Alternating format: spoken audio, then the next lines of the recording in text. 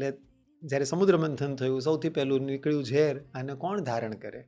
વિષ્ણુ કરી શક્યા હોત. વિષ્ણુ તો સર્વ છે ને, સર્વસ્વ છે વિષ્ણુ. પણ એ શિવજી માટે આવશ્યક હતું. શિવજી, કારણ કે શિવ કલ્યાણ છે. એમનું કામ જ્યાં સર્જન, જેને સર્જન આવડે છે, જેને વિનાશ આવડે છે, એની જોડે આ વસ્તુ જાય વધારે યોગ્ય છે. કારણ કે ઝેરનું કામ સુવિનાશ કરવાનું. એ જો અયોગ્ય જગ્યાએ જતું રહ્યું, ધ્યાન બહાર ગયું. બ્રહ્માજીને કેમ ના આપ્યું? બ્રહ્માજી સર્જનના કરતા છે. સર્જનનો કરતા જો ઝેર લઈને બેસે તો સર્જન કેવું થાય?